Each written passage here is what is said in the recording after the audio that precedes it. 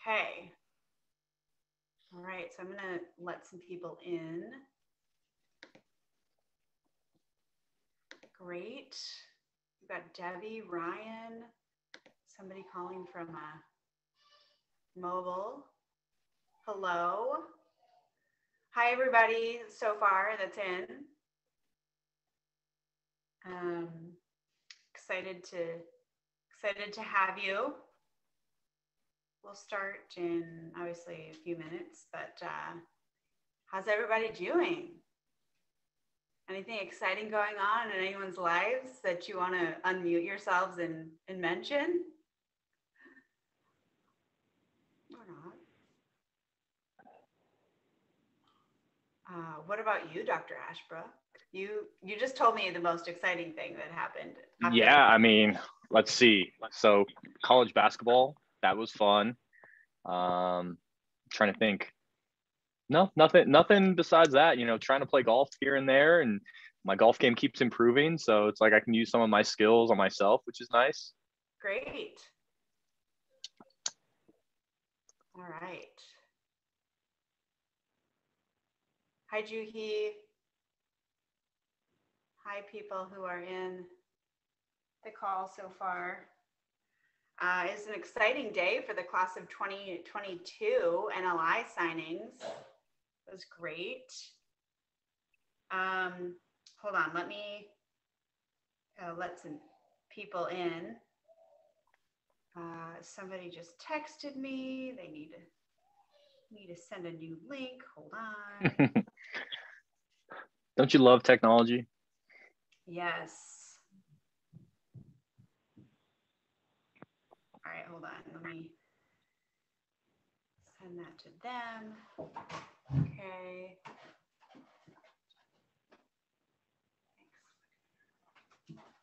All right. Okay. Hi, Olivia. Welcome.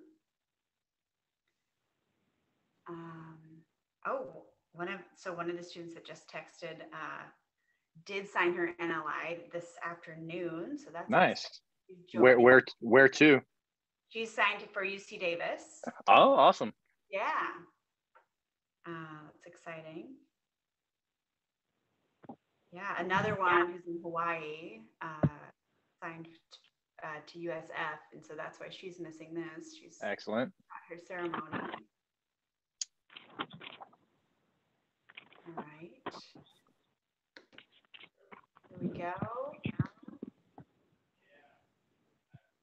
Welcome, people who just signed in. Kira, I was just talking about you, how you signed your NLI today. I saw the pics. Good job. Congrats. Okay, so I think we'll probably get started here. We might as well get going. Yeah.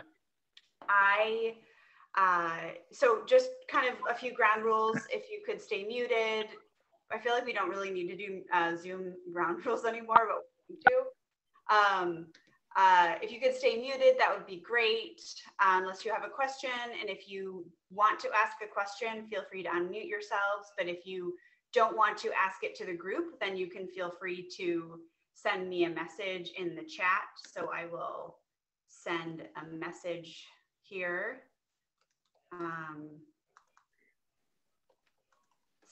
Just send me a direct message.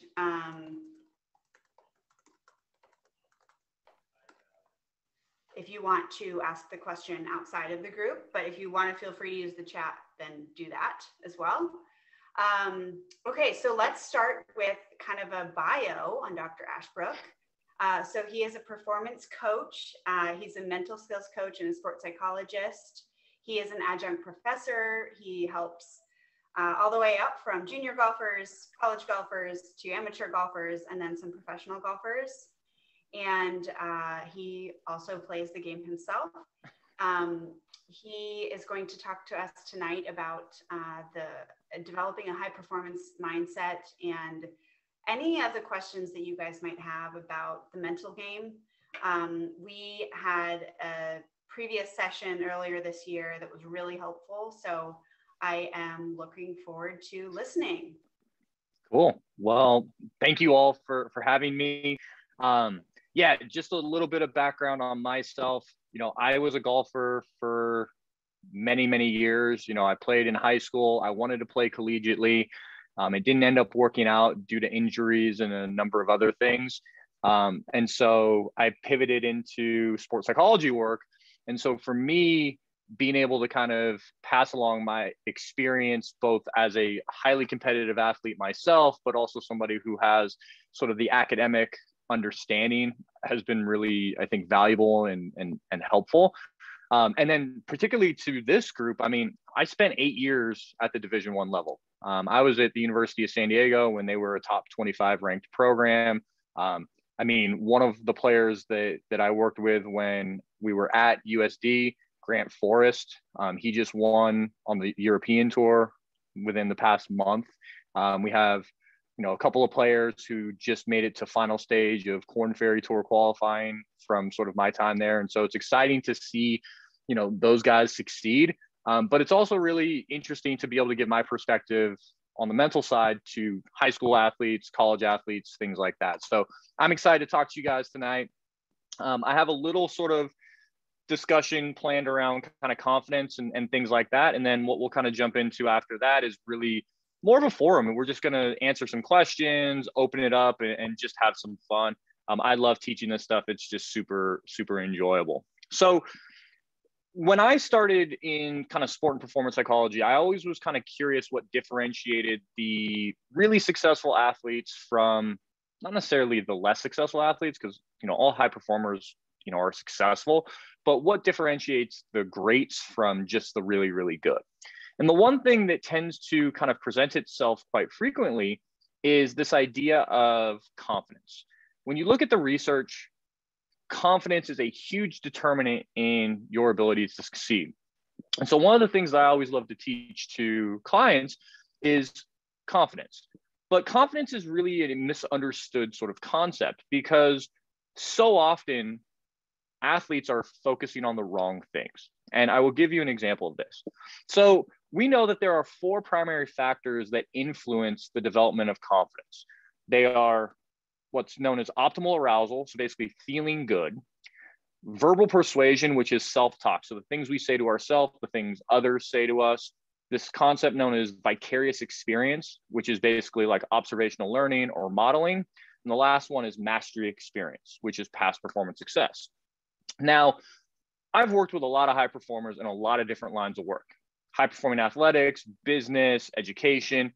And I'd say anywhere from 70 to 80% of people that I speak with, when I ask this question, how would you rank the importance of these factors? Most of them go immediately to arousal, because in their mind, they want to feel good, right? In their performance environment, they want to feel comfortable in that environment. And I think it makes sense in theory why people want that. But what I always tend to ask them is, have you ever had a situation where you felt really, really comfortable or really, really prepared, and maybe you performed worse than you would have expected? They usually nod their head. And I say, all right, what about the flip side? Anytime where maybe you were sick, under the weather, stressed, what have you, and you performed better than you would have expected? Lots of nodding heads. Well, right off the bat, we've just proven that feeling good is not always indicative of high performance. Once I get them to understand that, then I remind them, high performance, that environment is constantly changing. It's constantly evolving. And so if we are seeking comfort in that environment, it's a losing proposition, because likely if we ever get there, it's going to take a really long time to get to that point. And by the time we get there, we're already kind of behind the 8 ball. So what I try and convey from a optimal arousal perspective is, one, acceptance. Accept that you are going to be uncomfortable in your environment. But more importantly, what are some strategies that you can utilize in order to manage that arousal more effectively? And really the 2 biggest ones, well, maybe 3. The first one is going to be proper breathing. And so you've probably heard in some way, shape, or form, there's these things called diaphragmatic breaths, centering breaths, anchoring breaths, belly breaths. They all mean basically the same thing. So if you've ever watched a basketball player, you ever watched a baseball player, what are they typically doing before they shoot a free throw, before they get into the batter's box? You usually see them taking a really deep breath or two. Well, that's not just random. What they're trying to do is they're trying to actually calm down their physiology. So everybody in the room, while we're in this, what I want you guys to do is I want you to take your right hand and I want you to place it on your belly button. And I want you to take a deep breath in through your nose. Now, as you take this deep breath in through your nose, you should feel your stomach expanding and pushing your hand away from your stomach. If you are not feeling that, take a deeper breath, because in order to get the maximum benefits here, you have to get deep. Now, imagine there's a balloon inside that belly. Feel that balloon getting bigger and bigger and bigger. Now, if you do this 2, 3, 4 times, it's going to not only settle down any adrenaline that you have, it's going to slow down your heart rate, but it's also going to clear your mind. So if you're ever in a really stressful situation and you need to kind of regain composure, take a couple of really deep centering breaths. You're going to be in a really good spot. The other tool that I think is really, really valuable as it pertains to kind of feeling comfortable in your environment is this idea of perception of our symptomology. So if you ask the best players in the world, you could ask Tiger, you can ask DJ, you could ask Rory, hey, like, do you guys get nervous out there? Of course they do, right? They're human, right? They really want to perform at a really high level. And so that places some level of pressure on them. What they do differently than a lot of people, oh, hold on one second. Take a mini's frozen. Oh. I like that picture. I like that picture. Yeah. All right. Who's it of? Hold on. All right. Try again. There you go. See Kermit. All right. Hey, we got kids running. You know how this is. All right. So where was I?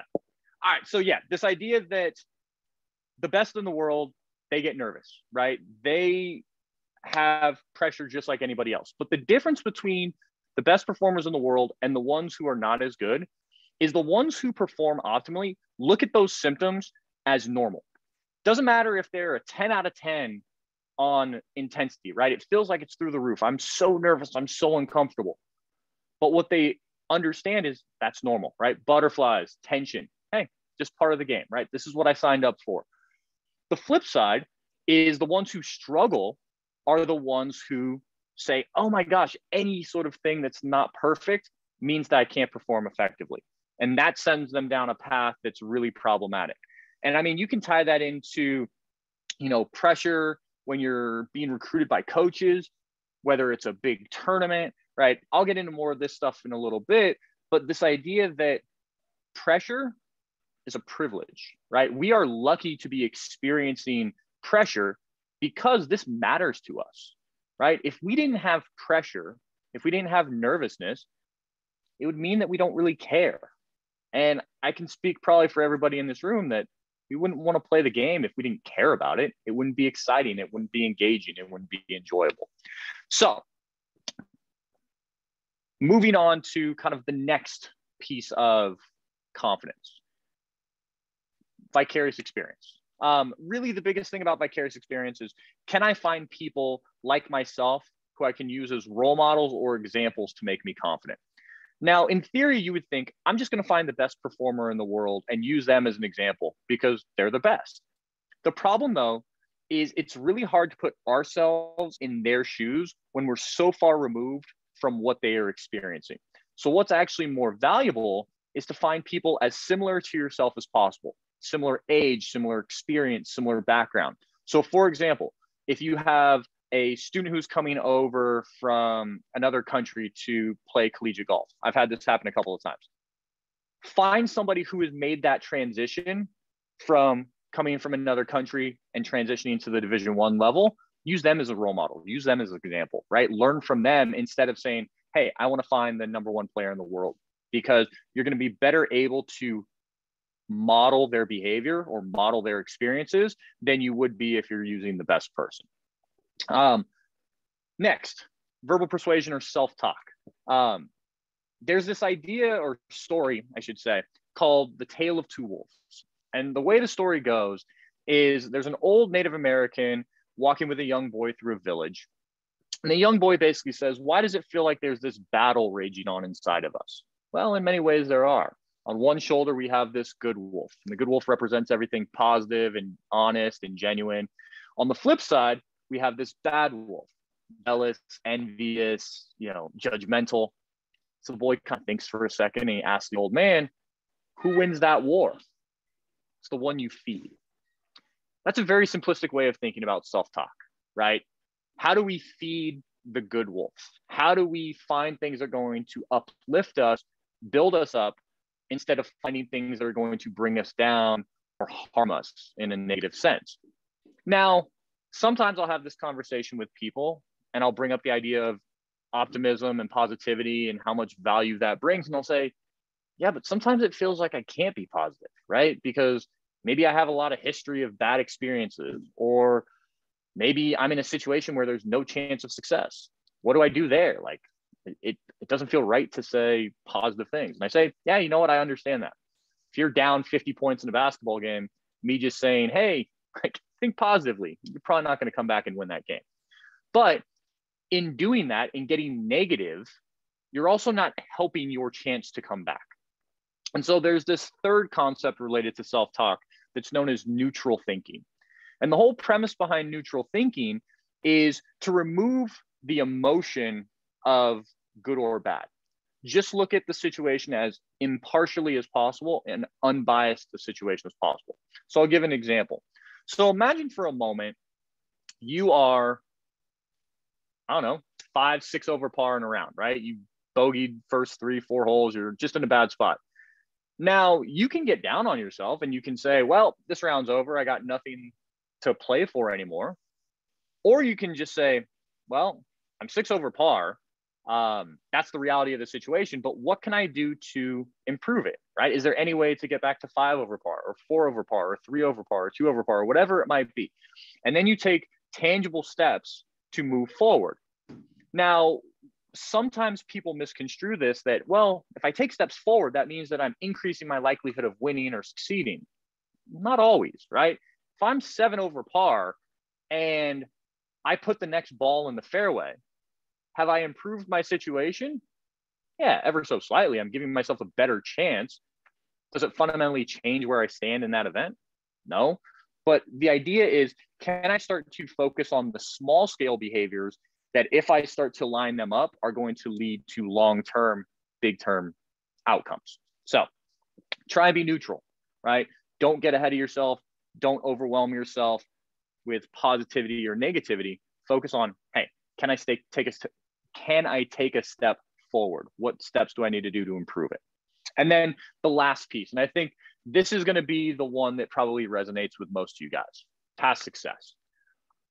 A lot of high performers understand that past success leads to confidence. The problem, though, is too often they view past success only as objective outcomes. So if I shoot a good round, if I win a tournament, if I do X, Y, and Z, I'm good. The opposite is also true. If I don't win a tournament, if I don't shoot a good score, I'm bad, right? And so confidence just vacillates up and down, up and down, up and down, up and down, which is really problematic. And so what I try and get people to do is redefine success, to understand that success is more of a process. It's having the right attitude, giving forth maximum effort, improving, even if it's infinitesimal, every single day. And if you do those things consistently, not only are you going to have more confidence because you're having 2 or 3 wins every single day instead of having no wins every day, but more importantly, that's going to be a product that's going to lead to a desirable outcome. I'm a firm believer that if you do the small things correctly, day in and day out, eventually it's going to pay dividends. You can't fake it, right? You can't just go and get by on pure talent forever. You have to do the small things really, really effectively. And so I really encourage people to figure out what their optimal attitude is, right? Some people, their optimal attitude is being overtly optimistic, overtly positive. Other people, it's I'm hyper competitive, I just want to compete. Others, it's I want to learn, I want to grow, I want to improve. You have to find out what that attitude is for you. But if you can figure out what your attitude is, well, now you can say, did I have that right attitude today? Regardless of what your score is. Another thing that high performers sometimes struggle with is effort. When things are going well, it's easy to give maximum effort because we're engaged, we're excited, we're wanting to do a good job. When we get punched in the mouth, though, and we're not playing well, it's very easy for us to turn down the intensity. And at a psychological level, it makes sense because if I turn down my intensity and I shoot a bad round, well, now I have an excuse, right? Now I can go and say, well, that's not me, right? That doesn't define me as an athlete. I just didn't try my best. And so it's kind of a way to protect your ego, a way to protect yourself. The problem, though, is that it's really harmful because you can't control it always, right? You may get into a high pressure environment, a high pressure situation, and you need to give your maximum effort, but you're like, I started poorly, so I turn it off, and you might have been able to come back. So really being able to understand that. I'm going to stop there because I went through a ton of information on confidence, and I'm going to open it up for questions to gain some additional insight, clarity on those kind of 4 topics.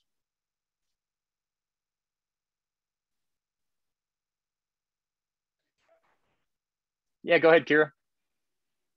Hi. So you talked about kind of finding it like your optimal attitude and how everyone has different whatever works for them. I was wondering, like, how would you suggest kind of going about finding what your optimal attitude is? Mm-hmm.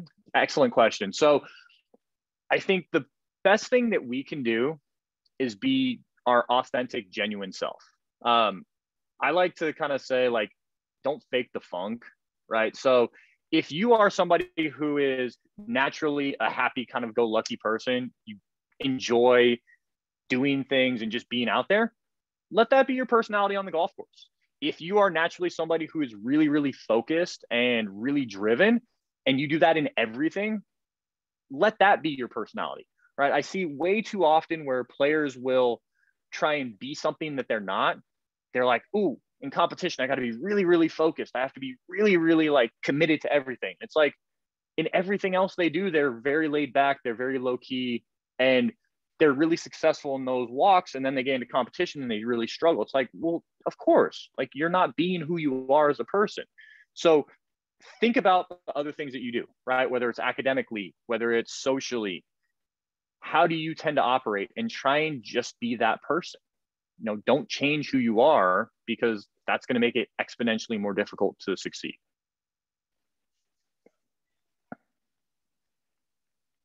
Other questions? That was an excellent one.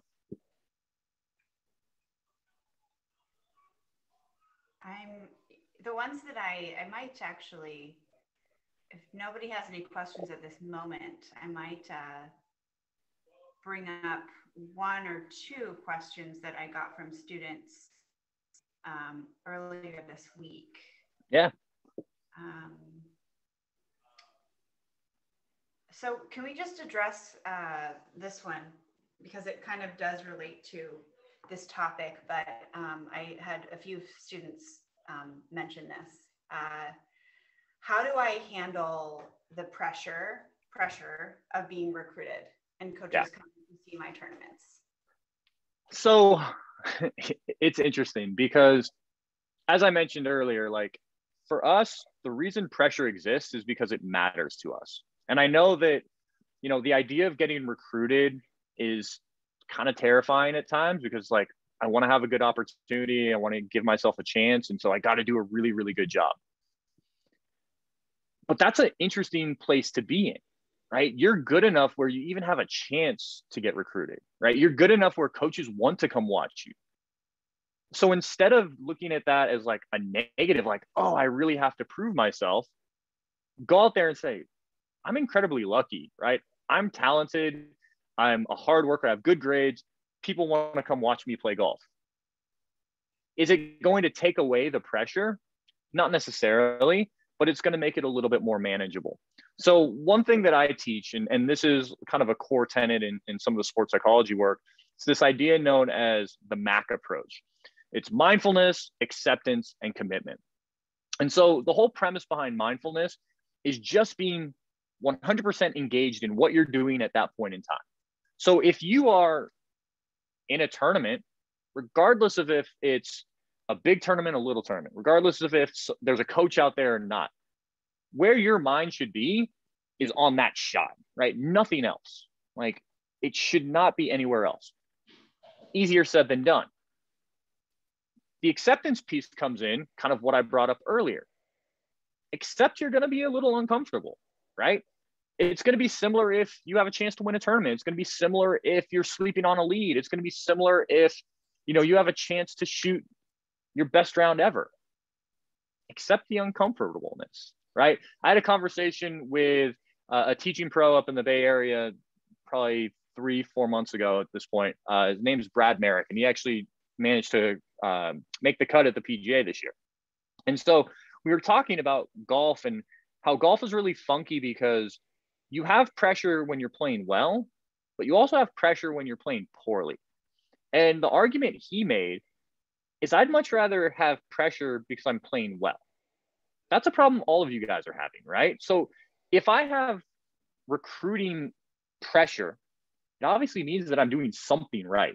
And so instead of worrying about like, oh, I got to do a really good job, be grateful you're not playing poorly where you have no eyes on you, right? It's kind of a weird kind of roundabout way of thinking about it, but you're leaning into that discomfort. You're saying, yeah, this is part of the game, right? I'm okay with that.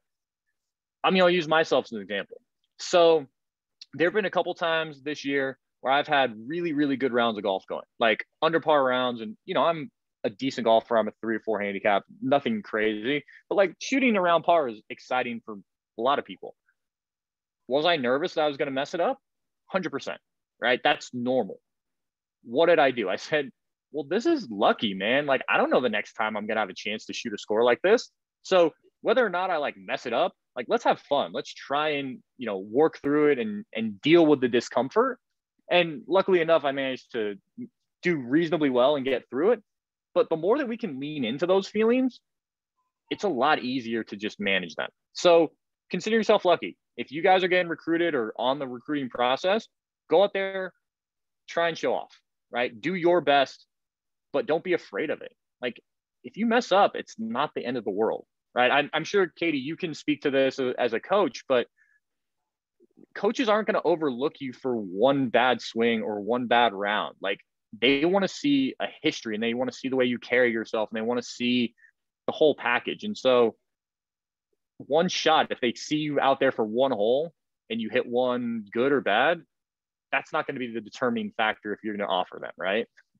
Yes. And if they're only judging you on one shot, then see you later, bye. That is not the type of person that you want to play for. Exactly. Yeah, I mean, one of the things that I always say to my students is, you know, coaches are not, you know, they've seen the scores online, on paper, you know, they're not out there to go watch you career it. They're right. out to watch you handle adversity. Actually, an Ivy League coach says it really well at a camp that I go to every summer, but he says, I want to see you make a big number.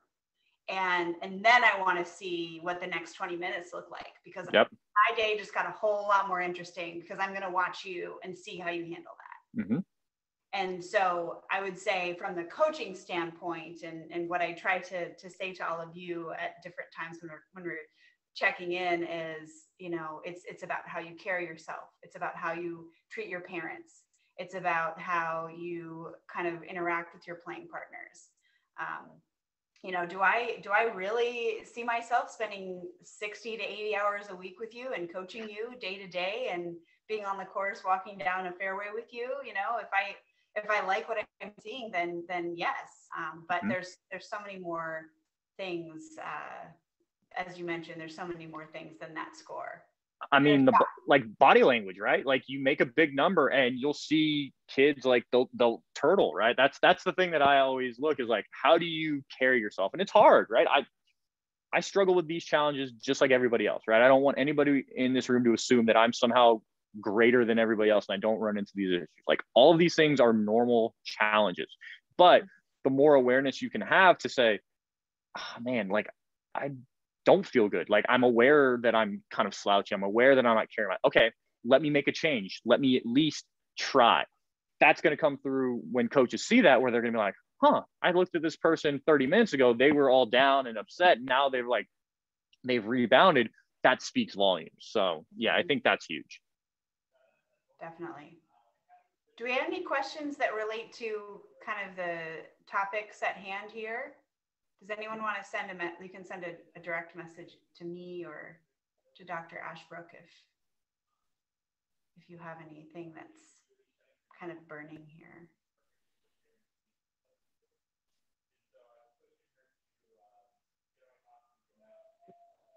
Hello, Katie. Yes. It's Bob Burkhardt in Cleveland, Ohio. Hello. Hi. Let me ask you just a question on the last topic about a coach wants to see you after a big number. You know, how do you handle adversity? Because I've had this talk with a buddy of mine. Is there a right answer to how you handle adversity? Because I've seen kids that get maybe a little bit hot-headed, but a part of me says, I like that kid with the fire in the belly. You know, I don't want him to just flatline and show no emotion. I'm not talking about, you know, breaking clubs, throwing clubs, but if a kid jams his club a little rough into the bag, I mean, what are the coaches looking for? And are the answers varied and very dependent on personalities and coaches and players, et cetera? Good question. I think I'll answer kind of my reaction as a coach, and then Dr. Ashbrook, I think you probably have a good answer from the like the kind of like mental approach. Yeah. The kind of biggest thing for me when I would watch players, you know, have a big number, whether it was like a double or something like that, I was fine with a little bit of kind of like fire. That's fine. It's more, how long does that last? You know, and do you use that for good, or do you use that to totally fall apart? I mean, I was, as some of you can probably imagine, like sometimes a little heated at times if I wasn't playing well. But, you know, I can think of many rounds where that I did not channel that in a positive way, and it led to greater numbers. You know, does the 3-putt on 6 where you make a double, does that mean that you're hitting OB on 7? I sure hope not. You know, I can't say that that's never happened to me. But, you know, how, you know, is it the quick slam and then, okay, like I'm on to the next and I'm going to make par and birdie and it's okay. Or, you know, how long does the train wreck last? Let's just really, let's maybe prevent the wreck entirely. You know, we've kind of gone off there as a little bit, but we're back on it. And that for me was what I looked for, because I knew in college they would handle they would have the same types of challenges. And, you know, everybody's going to make bogeys and doubles and triples in college too. Mm-hmm. Yeah. So I think the point that I would make about this is, one, we'll use Tiger as an example, because Tiger was somebody who was definitely more of a fiery guy. And he always would say, I'll give myself usually from the time I hit that shot to the next shot to get all my anger out. But by the time I get to that next shot, I need to focus on that next shot. Now, to put this into practice, there's actually a technique that I use from time to time, and it's termed the 4S. And it's basically, how can I go from bad situation, bad shot, and find a way to refocus and rebound? So if you've ever hung a picture and you whack your finger with a hammer, the natural inclination is to be upset, right? You're going to be frustrated. You're going to be less than thrilled at that. Now, some people in my line of work would say, no, I want you to be even keel, like don't get too high, don't get too low. I take more of a human perspective. We're going to be emotional people. We're going to be high, we're going to be low. But if we just stay mad, that's problematic. So once we understand that we're mad, we need to figure out why we made that mistake, right? So in the example of hitting your finger with a hammer, did I hold the nail incorrectly? Was I swinging it too hard? Was I not paying attention? Whatever it might be. Usually the fix is one of the most important keys of this process, because if I don't understand why I messed up, it's really hard for me to let it go. So either mentally fix it or physically fix it, and that's going to do a lot to help you be able to move forward. But all that being said, can't change the past, right? You have to be able to forget it. And best analogy I've ever heard, I absolutely love this one. So Cal State Fullerton, many, many years ago, one of the best college baseball programs in the country, multiple College World Series titles. They used to keep a mini toilet in their dugout. And after every single at bat, their players would go to that toilet and they would flush the toilet. And that was their example of, we are moving on to the next at bat. We're moving on to the next inning. You can do that in any way, right? You can think about spitting something out. You can think about ripping something up. You can think about crumpling a piece of paper, throwing something in the trash, spitting it out. Like, there's so many similar examples of just letting something go and forgetting. Then you can refocus, right? Once you've gone through that whole process, I'm mad. I understand why I'm mad. I fixed it. I let it go. Now I'm just refocused on what my new task is, right? So I think that 4S approach is huge. Love that.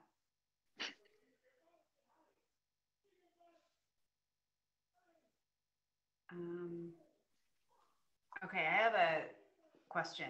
Okay. This is from a student. So I'm about to go to a big tournament, and my friends are like hyping up how hard a course is.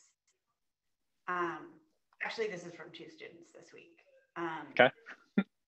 And it's like already So, freaking me out. I think anytime you start getting ahead of yourself is problematic, right? So you're saying this is going to be a hard day, or this is going to be a easy day, or what have you. I don't like that approach. You want to take it as it comes, right? And I remember many years ago, Michael Jordan once said, and it's always kind of stuck with me, why would I ever think about missing a shot I haven't taken yet? And I think that stands true in that situation where I'm going to a golf tournament or a golf course that may or may not be hard or difficult. It might be hard, right? But who's to say that I'm not going to play well? It may be easy. Who's to say I'm going to play well, right? Like, so we make all these expectations for ourselves instead of just taking it as it comes and doing the best that we can in that moment in time. People are going to have their opinions. It doesn't benefit you in any way to start going down the rabbit hole of, oh my gosh, this is going to be so hard, so difficult. Like, how am I going to play well? It's like, I'm going to go out. I'm going to do the best I can.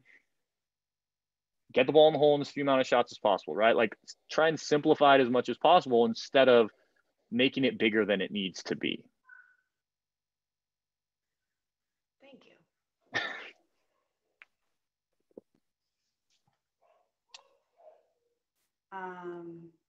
Okay, I've got a direct message. Okay. Involving eating before a tournament round. Most of the time, my child does not eat before a tournament round. It could be nerves or appetite, but how important is eating before playing, and what are good foods to eat before a round that won't hinder performance? I'm not a nutritionist, so I'm not gonna I'm not gonna go too far out on a limb there. I think the idea of eating is incredibly important. I mean, you want to make sure that you're fueled. You want to make sure your brain is effective. So water is important, hydration is important, fuel is important. In terms of, what that is, I'd talk to, a nutritionist about that more so than myself. I would ask your child, though, why don't you want to eat, right? Are you uncomfortable? Does it feel like you don't have an appetite, et cetera, et cetera? Because the more communication you have, you may be able to work through whatever challenges are there. I wouldn't go the route of like forcing it upon them, because that can create its own set of issues. I also wouldn't go the route of completely ignoring it, right? Have some level of dialogue to say, all right, what's going on here? Like, we know that fuel is important. You normally eat before a school day, or you normally eat on a Saturday morning. Like, why aren't you eating now? So trying to get more in depth into why something's changed would be more of my approach, rather than just saying you have to do X, Y, and Z. I will say I'm also not a nutritionist. However, I've worked with a number of them through the years. Not eating, especially depending on like when you tee off, like relative to when you've maybe had breakfast, or even if you didn't have breakfast, if you're teeing off, potentially like during a lunchtime could even like make that problem worse, because then you've missed potentially 2 meals. You probably will miss more than 1 meal if you're not eating anything in the morning. So it's, the way that I have heard it explained to me is, why would you go to battle with no weapons? Yeah. Like if you're not fueled properly, then you can't expect too much in terms of output. So definitely something to consider. And maybe some of that is just like finding the right types of foods. And we'll talk more about this offline, and what some of those good foods would be. But just some recommendations as a coach of 11 years and former player. We had a nutritionist when I was at Notre Dame who made this recommendation for trail mix that was really good, that also included some pretzels. So it had like a good carbohydrate, kind of easy to digest portion of it. So that's good. Whole foods, so like fruits, apples, bananas would be other good things to at least have in the bag. And hydration, as you said too, Dr. Yes. Yeah, I'm confident in that one. Hydration is important. I know that much. Yes, very, very much so, to a point where you can't think properly if you don't have it. Yes. And that's all we're talking about today. Exactly. Like basic fundamentals, just drink water. So, okay. Other questions that have been sent your way? Okay, so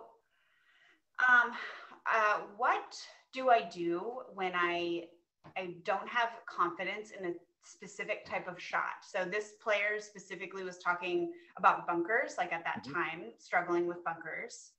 But I think we've all gone through those kind of phases where like we don't have any confidence in our driver, or for whatever reason there's something that we, like, quote unquote, like are having difficulty, can't do. So there's kind of two schools of thought as it pertains to this. So one side of the coin is maybe I just play to my strengths, and so this mentality is known as the hedgehog approach. So do you know what a hedgehog is? Kind of, but okay. So it's a little tiny rodent that is not particularly strong. It's not particularly fast, not particularly ferocious. But it has one thing going for it that is really, really unique to it. Do you know what that is? It like curls up, and then doesn't it have little like spiky things? Exactly. It has quills. So, exactly. If a hedgehog is being chased by an animal, if it tries to run away, it's just going to get beat around and really get injured, really get hurt. If it tries to fight back, same thing is going to happen. But what does it do? If a big animal that wants to eat it comes up and says, I'm going to eat you, it takes a bite, immediately it says, nope, ouch, spits it out, it's not going to touch it again. How this pertains to how high-performing athletics is, there's probably going to be a shot that I feel comfortable enough to execute no matter what, right? That's my hedgehog. So if I'm on a tee shot where I'm like, there's no way I can hit, a draw around the corner or whatever with a driver. Okay. Can you hit a 3-wood? Yeah. Then hit that 3-wood, right? Like, yeah, it may call for a different shot, but instead of trying to force something that you are not, play to your game, right? I have a couple of players of mine, they've gotten themselves into trouble trying to be just super bombers, right? Like they hit the ball fine enough, but it's like their strength is get me around the green, get me close. I'm going to make a lot of putts. I'm going to get up and down. So it's like, I need to find a way to get to that point. Cool. play to your strengths. If you're somebody who just mashes the ball, hey, play to your strength. Don't be the guy who's like, well, I'm afraid, so I'm going to like hold back. It's like, well, now you're removing your advantage. So that doesn't make sense. So find your hedgehog, find your unique qualities, and play to that. Now, the other side, as it pertains to something like a bunker shot, is there's probably going to be small scale things that you can focus on to increase your confidence, right? Because the reason you are lacking confidence theoretically with bunker shots, you've hit a lot of bad bunker shots. You are looking at the outcome. So if we flip that and go back to what we talked about earlier with attitude, effort, strategy, what have you, you have to ask yourself, did I have the right mental attitude going into this shot? Did I commit to it appropriately? Did I, try what I needed to do, like technically, to make sure I was in the right position and just own it? A lot of times people, when they get into that situation, they naturally revert back to old habits because they're like, well, that's all I know. It's like, well, no, you have to try this thing that you might have just practiced and not be fully sure that it's going to work out. So again, acceptance, commitment, things that we're continuing to see time and time again, right? I have to accept this may not end up the way that I want to, but I have to commit to this is the way that I'm trying to execute it to the best of my ability. Awesome. Let's go back to confidence again. I feel like Let's confidence do it. is a really, really good topic. How can I get more confidence? Do the small things really, really good, right? So here's what we know about confidence. There's a reciprocal relationship between performance and confidence. So as confidence increases, performance increases. As performance increases, it feeds back into confidence, which increases it, goes back up, performance goes up. And so it's like this race to the ceiling. Cool. The opposite is also true. So every time confidence decreases, performance decreases, lower performance means lower confidence means lower performance. It's this race to the bottom. So try and find daily successes, daily wins, right? If you have the right attitude, acknowledge, hey, I had the right attitude today. If you gave your maximum effort and you improved at something, recognize that, give yourself credit for it. It may feel like, well, what am I doing? Like I didn't play very well today. Well, yeah, but you have to do the small things really, really well consistently. And here's what we know. If you had 3 or 4 successes every single day, what do you think that would do to your confidence? It's probably going to help it. And as we know, as confidence goes up, performance goes up. So it's going to start to kind of trend in the right direction the more that you can start to notice the small things. We golfers are messed up people in a lot of ways. Like we are the most like detail oriented, like we find all the flaws and we don't really remember the good stuff. One thing I try and get people to recognize that also helps with confidence is this thing called like the positive shot library. Can you imagine trying to hit a shot in real life that you couldn't visualize or feel like you've pulled off previously? Like that seems really challenging. And so I'll often ask players, hey, like this round, what was the shot that like stuck out to you that you're like, that was one that I want to remember? I don't know. Like I remember a couple bad ones. No, I don't want to hear about that. There was a story I heard recently from a client of mine. He was talking about when Tiger was working with Chris Como. And so they're on the range. Tiger hits a couple of shots and all of a sudden he just walks over to a golf cart and just sits by himself for like 5 minutes. Como's like, what the heck's going on? So Tiger goes and hits some more shots and does it again. So Como goes over to him and he's like, Tiger, what are you doing? And Tiger's like, I'm trying to feel everything that I just did on that one shot so I can recreate it the next time I have to pull that shot off. It's the same idea behind having that positive shot library is, can I remember the sights, the sounds, the feel? So when I'm on that tight tee shot or I have a really important putt to make, I've done it before, right? Like there's a reason we recreate all that stuff in our mind when oh, on the putting green, this one's to win the Masters or this one's to win the US Open. Obviously, it's not the same putt, but we're trying to be able to pull it out of our memory bank when necessary to be able to help our chances of doing it the next time. Thank you. I have a few more questions that were sent to me, but does anybody have anything based on kind of where we are in this conversation?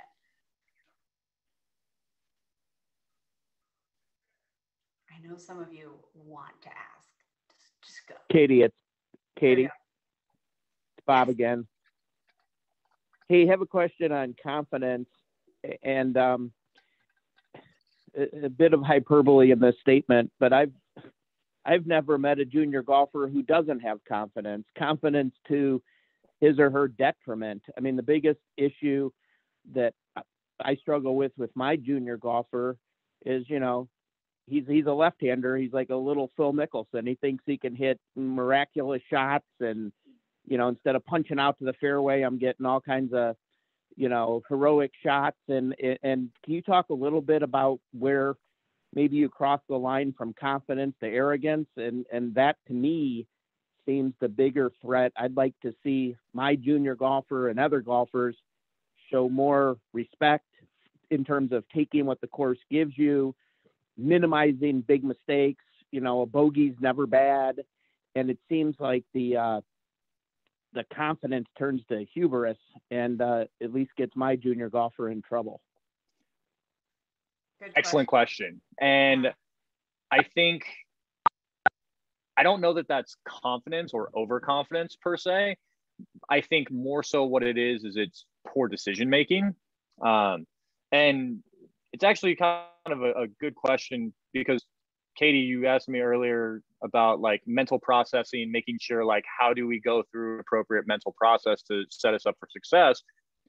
The first step of that process is decision making, right? We have to collect data and ask ourselves, okay, what's the lie? What's the yardage? What's all of this? And do whatever you can to make nothing worse than bogey, right? I at all times remind players, don't make anything worse than a bogey. Big numbers are absolute killers, right? You're going to make plenty of birdies. And here's a random statistic that some of you guys may know or might not. On the PGA Tour, the leading scoring average, I think, is like 67. So like 5 under par.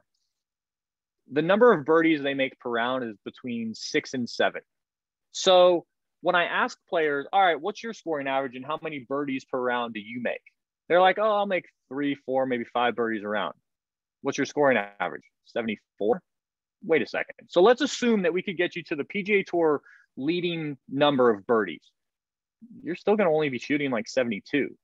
Like, that tells me you're making way too many mental errors, making dumb bogeys because you're trying to make birdies.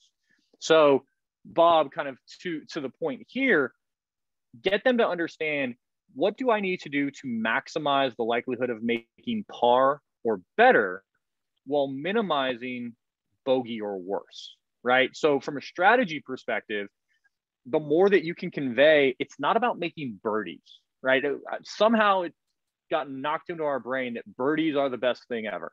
No, like, the goal is to shoot the lowest score possible. And there are a lot of different ways to do that. One of them is, don't throw away shots because you're trying to force a birdie, right? Patience, right? I preach the idea of patience. I preach the idea of, you know, take what things are given to you. Opportunities, right?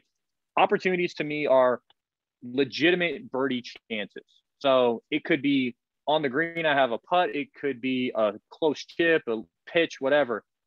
If you theoretically gave yourself 18 of those around, and obviously, you know, that's a steep number to shoot for, you're going to shoot good scores pretty much every single time. Where people struggle is they start trying to force it. Like, I got to get really good opportunities. Like, no, you don't have to get a really good opportunity. Get just an opportunity. Add those up, and that's what's going to be allowing you to shoot low scores. So I think talk to them about those numbers, right? If you show them, hey, how many birdies do you make around? Or how many birdies are the tour players making? Clearly, if we got you to this tour level, this is world class. you're still not going to be shooting their score. So what is the other thing that's at fault here? Probably the fact that you're making a double or a triple because you're trying to do too much. Like, I like the confidence to try and pull certain shots off, but it has to be worth it, right? If the likelihood of success is low and the reward for pulling it off is low, like, it's not worth trying. So little things like that. I really like that. That's one of the biggest transitions I saw as a coach from junior golf to college golf, because you're playing longer courses, so you're probably not going to be making as many birdies. Mm-hmm. So if you're really being intentional and not making compound errors, that will save you shots. Yep.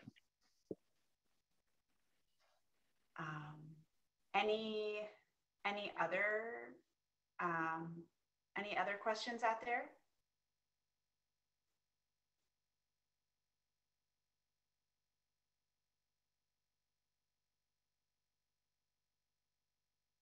Anybody? All right, so then why don't I do this? Why don't I, let me go through sort of the mental routine a little bit that I emphasize, and then we can see if there's anything else from there. So for me, I look at it as like a 3-step process.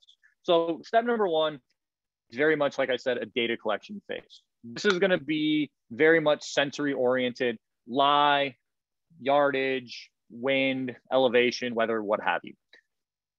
Now, the purpose of this is to collect as much information as humanly possible. Where the mistake, or where the like place to miss is, where, you know, trouble is, like, all of that is really, really important. When you get to step number 2, this is now our decision-making stage. And the thing that is most important in the decision-making stage, it's multifaceted. 1, can it be decisive? So quick, trust your gut, trust your instinct.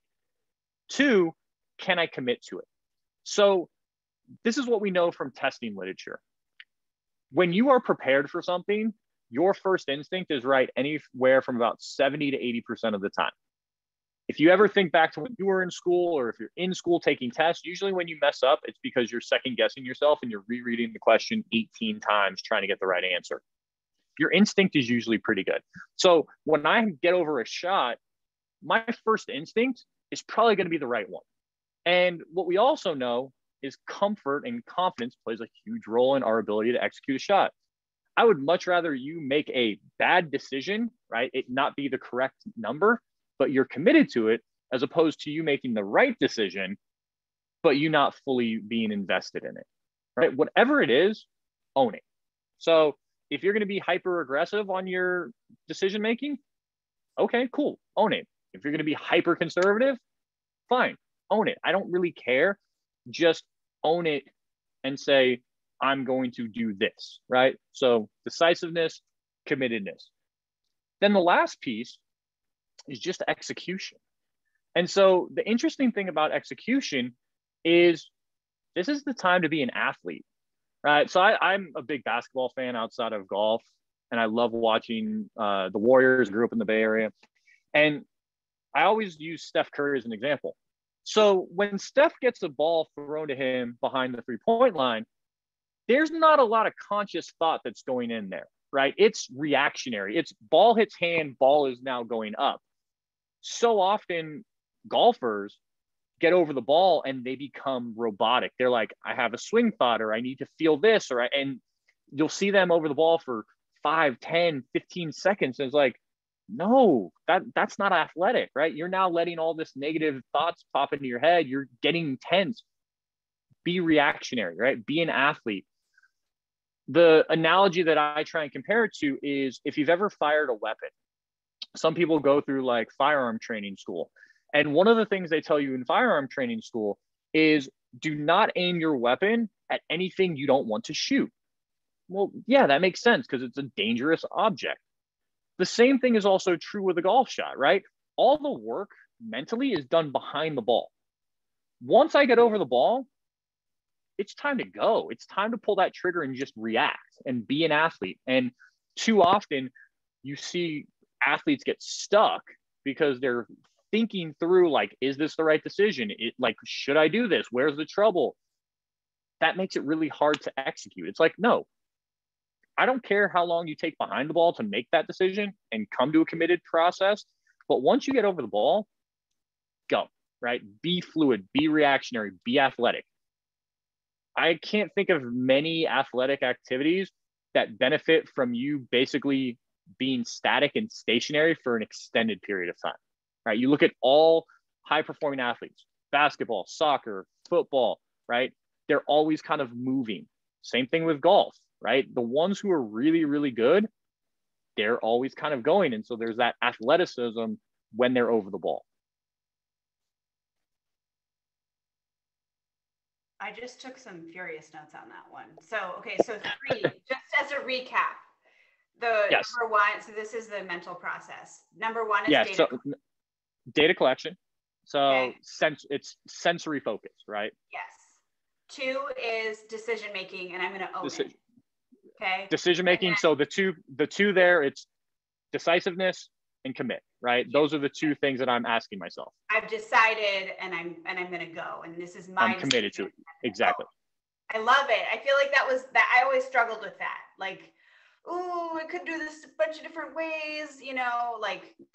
Well, so funny thing is I came up with this, and so often in college, because the coaches will come up to the players, yes. and the player will have a decision already in mind, and the coach will be like, "What are you thinking?" "Oh, well, I'm thinking that." "Oh, well, did you think about this?" And it completely throws them for a loop because now it injected that other potential decision into their process. And it's like, no, commit to your decision. Yes.